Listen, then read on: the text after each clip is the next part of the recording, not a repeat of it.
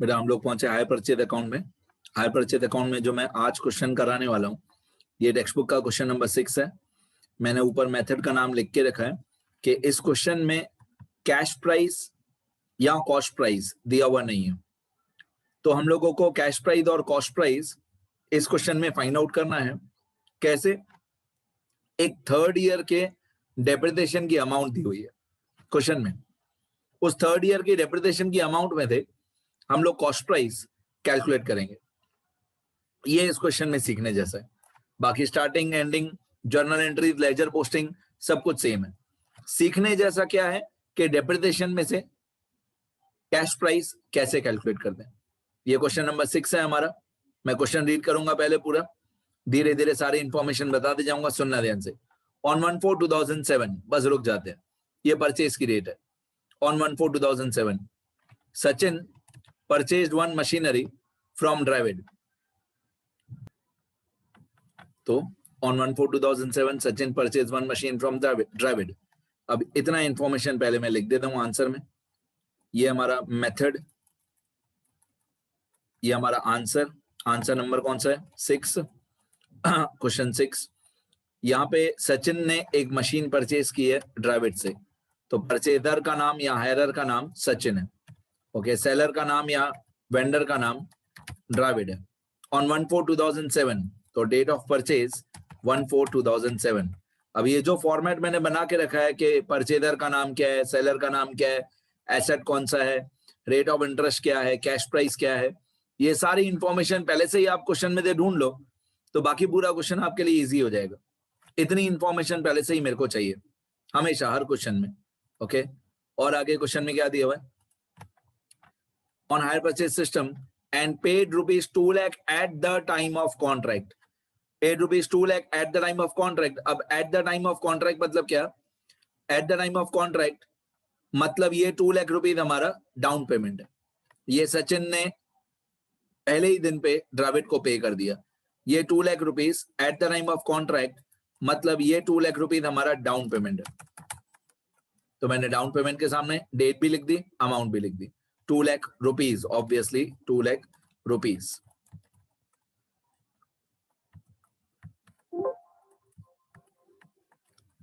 चलो आगे बढ़ते हैं। और क्या दिया हुआ है क्वेश्चन में? फिर लिखा हुआ है the rest of the amount was to be paid in the following 4 installments on 31 March every year।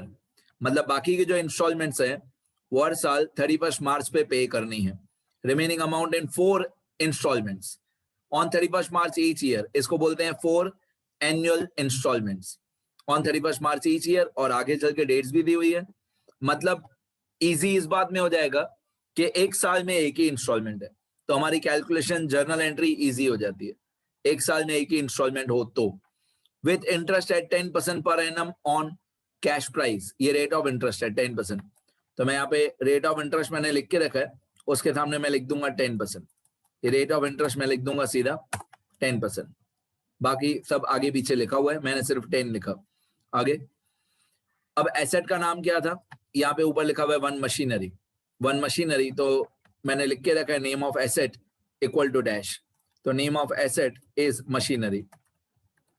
Machine भी बोल सकते हैं, मशीनरी भी बोल सकते हैं, एक ही बात है। Machine, name of asset.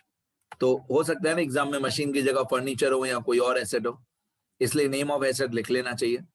फिर on 31 March every year with interest 10% on cash price. अब ये पहली इंस्टॉलमेंट है, रुपीज 2,60,000 ऑन 31/3/2008।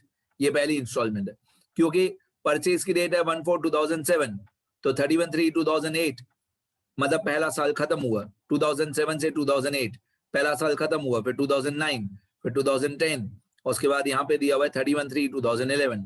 31 प्रॉपरली दिख नहीं रहा है, बट ये 31/3/2011 है।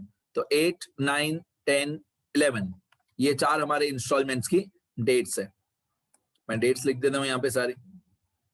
यहाँ पे 31/3/2008 ये पहली इंस्टॉलमेंट, 31/3/2009 ये दूसरी इंस्टॉलमेंट, 31/3/2010 तीसरी इंस्टॉलमेंट, 31/3/2011 चौथी इंस्टॉलमेंट।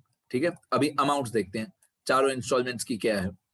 चारों इंस्टॉलमेंट की जो अमाउंट है फर्स्ट इंस्टॉलमेंट की अमाउंट है 2,60,000, सेकंड वाले की 1,90,000, थर्ड वाले की 1,50,000, फोर्थ इंस्टॉलमेंट की अमाउंट नहीं दी हुई है। फोर्थ इंस्टॉलमेंट में ऐसा लिखा हुआ है and the rest of the amount is to be paid on 31/3/2011।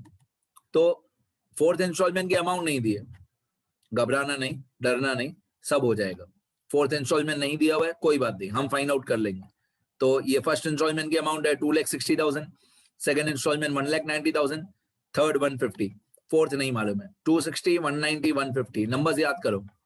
260, 190, 150।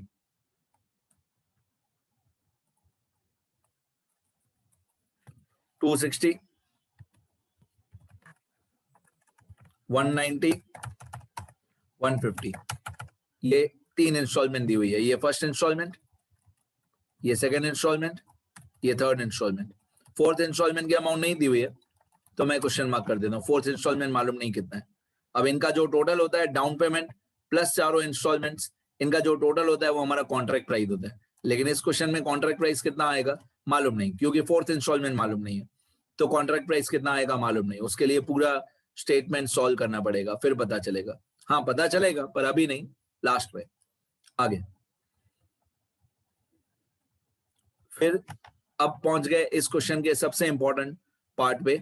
The machine account in the balance sheet of Sachin as on 31/3/2010। अब रुक जाओ, सचिन मतलब परचेजर, 31/3/2010 मतलब कौन सा साल हुआ, फर्स्ट सेकंड थर्ड फोर्थ कौन सा साल हुआ, ये देखो, ये 31/3/2010 कौन सा साल हुआ, थर्ड ईयर हुआ।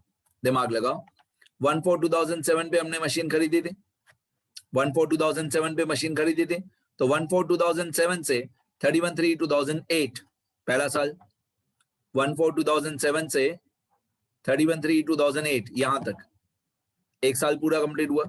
फिर 31/3/2009, 31/3/2009 यहां तक 2 साल पूरे हुए। फिर 31/3/2010, 31/3/2010 ये 31/3/2010 मतलब 3 साल। तो 31/3/2010 और ये बैलेंस शीट की डेट भी 31/3/2010 है, मतलब थर्ड ईयर के एंडिंग की बैलेंस शीट दी हुई है। थर्ड ईयर के एंडिंग की बैलेंस शीट हमको दी हुई है, ठीक है। और थर्ड ईयर की डेप्रिसिएशन की अमाउंट 64,800 है। ये 64,800 इस क्वेश्चन की सबसे इंपॉर्टेंट अमाउंट है। इसी में से डेप्रिसिएशन इसी में से कॉस्ट प्राइस कितना है वो पता चलेगा, और जो कॉस्ट प्राइस होता है वही कैश प्राइस होता है। याद रखना, जो कैश प्राइस होता है वही कॉस्ट प्राइस होता है। 64,800 ये डेप्रिसिएशन है, इसमें से कैश प्राइस आएगा। 64,800 हमारा डेप्रिसिएशन ऑफ थर्ड ईयर है। तो मैंने एक फॉर्मेट बनाया है स्टेटमेंट ऑफ इंटरेस्ट के। ये तो स्टेटमेंट ऑफ इंटरेस्ट तो ब्लैंक फॉर्मेट है, ये जो स्टेटमेंट ऑफ इंटरेस्ट है ये हमारा ब्लैंक फॉर्मेट है, ठीक है। अब मैंने ये एक डेप्रिसिएशन का फॉर्मेट बनाया है। देखो ये फॉर्मेट देखो, 2 बार फॉर्मेट है, सेम है। यहाँ पे पहले कॉलम में मैंने डेप्रिसिएशन लिखा है 10%। अच्छा मैं ये भी दिखा दूं आपको कि डेप्रिसिएशन क्वेश्चन में 10% दिया हुआ है और आरबीएम दिया हुआ है। ये लास्ट लाइन में लिखा हुआ है, Sachin adopted computing depreciation eight 10% on return down value method. अब रिटर्न डाउन वैल्यू मेथड या आरबीएम मेथड एक ही बात होती है। 10% डेप्रिसिएशन का परसेंटेज है 10% और रिटर्न डाउन वैल्यू मतलब आरबीएम मेथड। तो पहले ये लिख लेता हूं मैं, डेप्रिसिएशन का परसेंटेज 10%, ये रहा, रेट ऑफ डेप्रिसिएशन 10% और मेथड ऑफ डेप्रिसिएशन आरबीएम।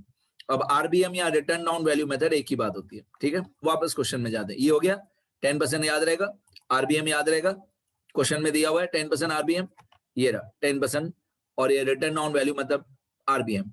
अब 2 मिनट के लिए ये अमाउंट को भूल जाओ, 5,23,000 जो दिया हुआ है इसको छोड़ दो 2 मिनट के लिए। मैं बाद में बताऊंगा, ये वैसे किसी काम का नहीं है पर वेरिफिकेशन के लिए काम आएगा।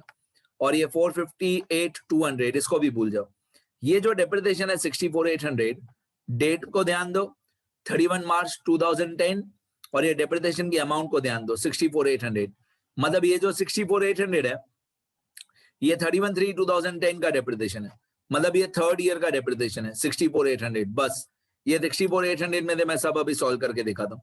सुनना ध्यान से, मैंने कैलकुलेशन लिख के रखा है डेप्रिसिएशन का। यहां पे मैं लिखूंगा suppose cost price is equal to 100। मैंने लिख दिया suppose cost price equal to 100। ये 100 मैंने कॉस्ट प्राइस को सपोज किया, और 100 रुपीज पे 10% डेप्रिसिएशन 10 रुपीज होता है। Okay, 100 rupees cost price suppose किया, क्योंकि एक्चुअल कॉस्ट प्राइस कितना है वो मुझे पता ही नहीं है, वही मैं फाइंड आउट करने की कोशिश कर रहा हूं। सपोज कॉस्ट प्राइस 100, पहले साल का डेप्रिसिएशन 10, बाकी बुक वैल्यू आएगा 90, फिर 90 पे 10% डेप्रिसिएशन 9, क्योंकि आरबीएम है तो 90 का 10% 9, बाकी बचेगा 81, फिर 81 का 10% 8.1, बाकी बचेगा 72.9, फिर 72.9 का 10% 7.29, बाकी बचेगा 65.61। अब ये जो है ना 8.1, ये डेप्रिसिएशन ऑफ थर्ड ईयर है, और एक्चुअली क्वेश्चन में 64,800 depreciation of third year question में दिया हुआ है। ये वाला 64,800 क्वेश्चन में एक थर्ड ईयर की बैलेंस शीट दी हुई है, उसमें ये अमाउंट दी हुई है 64,800। ठीक है, अब हम क्रॉस मल्टीप्लाई करेंगे कि डेप्रिसिएशन 8.1 तो कॉस्ट प्राइस 100, डेप्रिसिएशन 64,800 तो कॉस्ट प्राइस कितना, क्रॉस मल्टीप्लाई करेंगे। 8.1 के सामने 100 तो 64,800 के सामने कितना, तो वो मैंने कैलकुलेशन यहां पे लिख के रखी है। डेप्रिसिएशन ऑफ थर्ड ईयर 8.1 तो cost price 100, depreciation of third year 64,800 तो कॉस्ट प्राइस कितना। इसको बेटा एकदम बच्चों के जैसे बता रहा हूं, क्रॉस मल्टीप्लाई। आपको भी लगेगा क्या मजाक है, सर कॉस्ट प्राइस सिखा रहे, क्रॉस मल्टीप्लिकेशन सिखा रहे हमको, पर क्या करे बेटा, सारे बच्चे एक जैसे नहीं होते। हाँ, मैं क्रॉस मल्टीप्लिकेशन सिखा रहा हूँ, 4th 5th स्टैंडर्ड वाला। 8.1 के सामने 100 तो 64,800 के सामने कितना, तो हमारा कॉस्ट प्राइस आ जाएगा 8 लाख रुपए। एक बार हमारा कॉस्ट प्राइस आ गया 8 लाख रुपीज, फिर सब कुछ आसानी से हो जाएगा। ये 8 लाख रुपीज जो कॉस्ट प्राइस आया, ये 8 लाख रुपीज कॉस्ट प्राइस में दे, मैं एक्चुअल अमाउंट्स डेप्रिसिएशन की सॉल्व करके बताता हूँ। यहाँ पे जैसे ही मैं यहाँ पे 8 लाख रुपीज लिखूंगा, जैसे ही यहाँ पे मैं 8 लाख रुपीज लिखूंगा, तो मेरे क्या नीचे सारे फॉर्मूला डाले हुए डायरेक्टली चारों साल सॉल्व हो जाएंगे। जैसे ही मैं एंटर दबाऊंगा, ये सारे चारों के चारों साल सॉल्व हो गए, क्योंकि मेरा फॉर्मूला लगाया हुआ है। तो 8 लाख का 10% डेप्रिसिएशन 80,000, बाकी 7,20,000, 7,20,000 का 10% 72,000, बाकी 6,48,000, 6,48,000 का 10% 64,800, बाकी 5,83,200, 5,83,200, फिर 5,83,200 का 10% 5,83,20, बाकी 5,24,880। ये हमारे काम का है। देखो 64,800 सेम आया ना। हमने तो 8 लाख से शुरू किया था, पर थर्ड ईयर का डेप्रिसिएशन 64,800 हमारा भी आया, जो ब्लैक फॉन्ट में है, और जो रेड फॉन्ट में है 64,800, ये क्वेश्चन में दिया हुआ था, सेम आया। ठीक है, चलो, तो हमारा डेप्रिसिएशन आ गया, चारों साल का कैलकुलेशन हो गया डेप्रिसिएशन का। तो डेप्रिसिएशन को अभी थोड़ी देर के लिए साइड में रखते हैं, डेप्रिसिएशन का काम हो गया। लेकिन यही कैश प्राइस 8 लाख रुपए, यही कैश प्राइस 8 लाख रुपए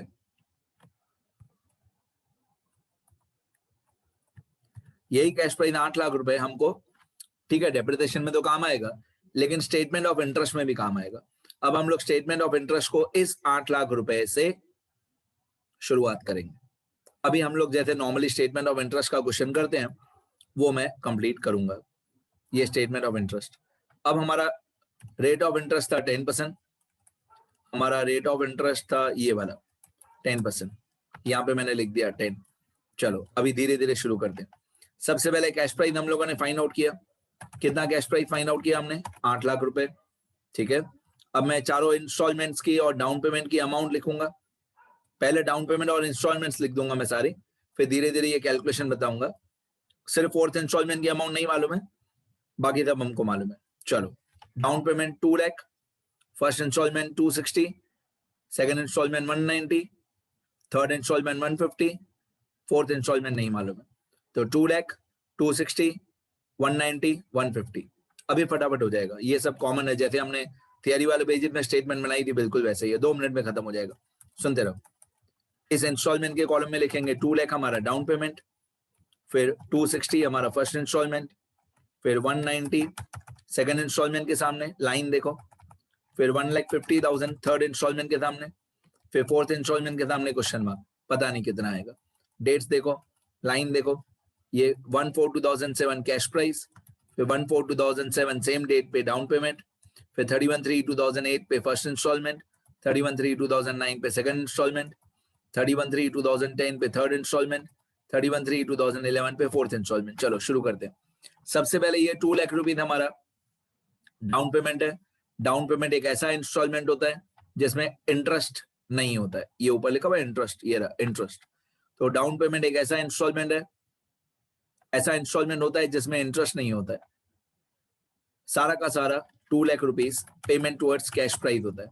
मतलब 2 lakh minus 0 equal to 2 lakh, B minus C equal to D, B minus C equal to D. तो 2 lakh minus 0 equal to 2 lakh. अब यही वाला 2 लाख पहले कॉलम में माइनस हो जाएगा,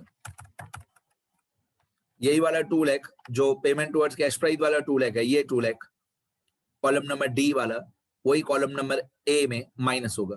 अब 8 लाख में से 2 लाख माइनस कर देंगे तो बाकी आएगा 6 लाख, 6 लाख। ये जो 6 लाख आया इसको बैलेंस बोलते हैं। इसी बैलेंस को 6 लाख को बैलेंस के कॉलम में लिखते हैं।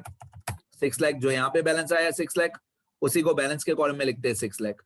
अब इस बैलेंस पे 6 लाख रुपीज पे इंटरेस्ट निकालते हैं। ये जो बैलेंस आया 6 लाख, इस पे हम लोग ये इंटरेस्ट निकालते हैं।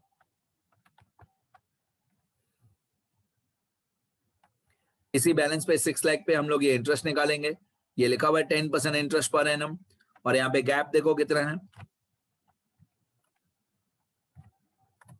ये जो गैप आपको दिखाई दे रहा है 1/4/2007 से लेकर 31/3/2008, कितना गैप है? 1 साल का गैप है, मतलब इंटरेस्ट 1 साल का आएगा। तो इस 6 लाख रुपीज पे ये 10% इंटरेस्ट, और जितना यहाँ पे गैप हो उतने महीनों का या उतने साल का इंटरेस्ट। तो यहाँ पे 1 साल का इंटरेस्ट आएगा। तो 6 lakh rupees multiply 10 divide by 100 multiply by 1 मतलब 1 ईयर, 1 मतलब 1 ईयर। ऑब्वियसली इंटरेस्ट 6 लाख का 10% 60,000 आएगा। अब 260 इंस्टॉलमेंट की अमाउंट, ये इंस्टॉलमेंट मतलब कॉलम नंबर बी। मैं पहले सीधा बता दूं, B minus C equal to D, B minus C equal to D. तो 260 माइनस 60 बाकी बचेगा 2 लाख, 260 माइनस 60 बाकी बचा 2 लाख। अब यही वाला 2 लाख पहले कॉलम में माइनस हो जाएगा। 6 लाख माइनस 2 लाख बाकी बैलेंस बचेगा 4 लाख। अब यही जो बैलेंस आया 4 लाख, इसको लास्ट कॉलम में लिखेंगे 4 लाख। मतलब कॉलम नंबर ए और डी और ई में तीनों में एक ही चीज लिखी हुई है। जो अमाउंट्स ए में लिखी हुई है वही डी में लिखी हुई है, वही ई में लिखी हुई है। ए डी ई तीनों जगह पे सेम चीज ही होती है। नेक्स्ट ईयर में हम लोग 4 लाख पे इंटरेस्ट निकालेंगे, 4 लाख रुपीज पे इंटरेस्ट निकालेंगे 10%। कितना गैप है? 1 साल का गैप है। यहाँ पे देखो 31/3/2008 से 31/3/2009 1 साल का गैप है, तो हम 1 साल का ही इंटरेस्ट निकालेंगे। ये वाला, ये जितना गैप है 31/3/2008 से 31/3/2009, ये गैप यहाँ पे काम आएगा। तो ऑब्वियसली 4 लाख का 10% 40,000 होता है, तो 1 साल का इंटरेस्ट 40,000 ही होगा। अब 190 माइनस 40 बाकी बचेगा 150। ये 150 पहले कॉलम में माइनस कर देंगे, माइनस 1,50,000, माइनस 1,50,000 पहले कॉलम में माइनस कर देंगे, बाकी बचेगा 2,50,000। मतलब 4 लाख माइनस 150 बाकी 250। यही 250 जो बैलेंस आया यही आखिरी कॉलम में लिख देंगे, लास्ट वाले कॉलम में 2,50,000। फिर इस 2,50,000 पे 10% डिप्रिसिएशन, अभी तक तो समझ गए होगे, 25,000 आएगा। 2,50,000 पे 10% 25,000, फिर 150 माइनस 25 बाकी 125, 150 माइनस 25 बाकी 125। यही 1,25,000 पहले कॉलम में थे, माइनस कर देंगे। अब 250 माइनस 125 बाकी बैलेंस आएगा 125, 250 माइनस 125 बाकी बैलेंस आएगा 125। जो बैलेंस आया 125 अब सीखने जाता है। ये जो बैलेंस आया 125 लास्ट में, उसको बैलेंस के कॉलम में लिख देंगे 125। जो ये वाला बैलेंस आया 125, उसी को बैलेंस के कॉलम में लिख देंगे 125। अब इस 125 पे इंटरेस्ट 10% 1 साल का, इस 1,25,000 पे 10% इंटरेस्ट 1 साल का, ऑब्वियसली 1,25,000 का 10% होता है 12,500, 12,500। तो यहाँ पे मैं इंटरेस्ट लिखूंगा 12,500, मतलब 1,25,000 का 10% इंटरेस्ट 12,500, तो 1 साल का कितना, 1 साल का 12,500 ही होगा। अभी भी हमको इंस्टॉलमेंट नहीं मालूम है। अब फोर्थ इंस्टॉलमेंट में होगा क्या, पूरा हम लोग उल्टा सॉल्व करेंगे, नीचे से ऊपर जाएंगे। लास्ट इंस्टॉलमेंट में देखना ध्यान से, हमेशा यहाँ पे लास्ट में बैलेंस 0 बचना चाहिए। हमेशा यहाँ पे लास्ट में जो बैलेंस है, ये लास्ट अमाउंट हमेशा 0 बचनी चाहिए। अभी हम लोग उल्टा सॉल्व करेंगे, ये 0 बचना चाहिए। अगर यहाँ पे 0 बचना चाहिए तो 1,25,000 में से कौन सी ऐसी अमाउंट माइनस होगी कि बैलेंस 0 हो जाए? दिमाग लगाओ, 1,25,000 में से क्या माइनस करोगे जो 0 हो जाए? तो ऑब्वियसली 1,25,000 में से 1,25,000 ही माइनस करोगे तो 0 हो जाएगा। अब यही 1,25,000 जो ए वाले कॉलम में लिखा, वही 1,25,000 डी वाले कॉलम में आता है, डी फॉर दीपक। 1,25,000 जो ए वाले कॉलम में माइनस किया, वही डी वाले कॉलम में आता है 1,25,000। अब ये 1,25,000 जो डी वाला कॉलम है, उसमें ये सी वाला कॉलम प्लस कर देंगे तो बी वाला कॉलम मतलब इंस्टॉलमेंट आ जाएगा। सीधी भाषा में बोलूं तो payment towards cash price plus interest equal to installment. तो हमारा इंस्टॉलमेंट होगा 1,25,000 प्लस 12,500, 1,25,000 प्लस 12,500। हमारा इंस्टॉलमेंट होगा 1,25,000 प्लस 12,500, तो हमारा इंस्टॉलमेंट आएगा 137,500। मतलब ये प्लस ये 1,25,000 प्लस 12,500 इक्वल टू 137,500।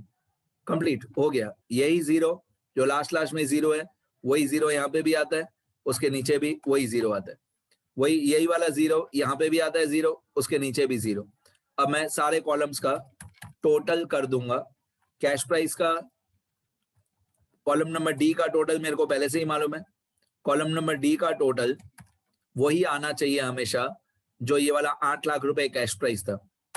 देखो 8 लाख रुपए आया, मतलब ये 2 लाख और ये 2 लाख और 150 और 125 और 125, 8 लाख रुपए आया। अब टोटल इंटरेस्ट में 60,000, 40,000, 25,000 और 12,500, तो 137,500। अब टोटल कॉन्ट्रैक्ट प्राइस, उसमें 5 अमाउंट है, 2 लाख, 260, 190, 150, 137,500। तो टोटल कॉन्ट्रैक्ट प्राइस 9,37,500। अब याद करो ये वाली अमाउंट, फोर्थ इंस्टॉलमेंट की अमाउंट 1,37,500 क्वेश्चन में नहीं दी हुई थी ना, हमने फाइंड आउट कर ली। उल्टा सॉल्व किया ना, फोर्थ इंस्टॉलमेंट उल्टा सॉल्व किया, पहले 0 लिखा, फिर ये माइनस 1,25,000 लिखा, फिर यही minus 1,25,000 payment towards cash price में लिखा 1,25,000, फिर इसमें ये 12,500 इंटरेस्ट प्लस कर दिया, तो इंस्टॉलमेंट आ गया 1,37,500। Done, everything done. मेरे काम का जो सिखाने वाली बात थी वो सिर्फ ये वाली थी कि कॉस्ट प्राइस कैसे आया। बाकी सब तो आपको भी आ जाएगा आराम से। अगर आप यहां तक पहुंचे हो इस चैप्टर में अगर, तो बाकी सब आपके लिए भी इजी होना चाहिए। मेरे काम का ये था कि 8.1 के सामने 100, तो 64,800 के सामने कितना, तो कॉस्ट प्राइस आ जाएगा 8 लाख। डन।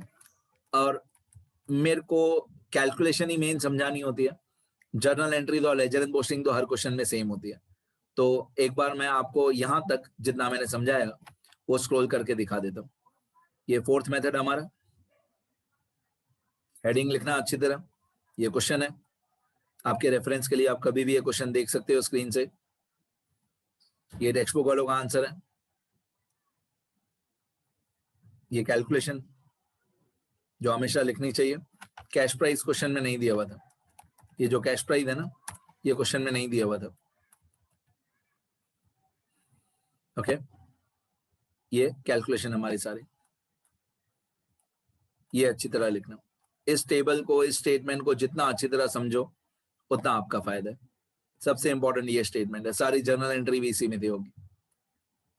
ठीक है, पर डेप्रिसिएशन जो है ये पूरा मैं सिलेक्ट कर देता हूँ। ये जो पूरा मैं सिलेक्शन कर रहा हूँ ये एक नए पेज पे लिखना, जितना मैंने अभी सिलेक्ट किया है ये एक नए पेज पे लिखना डेप्रिसिएशन का। ठीक है, बाकी जर्नल एंट्रीज और ledger and posting next video में बताऊंगा। इतना लिख लेना बेटा सब लोग, ठीक है, इतना लिखना अच्छी तरह बेटा।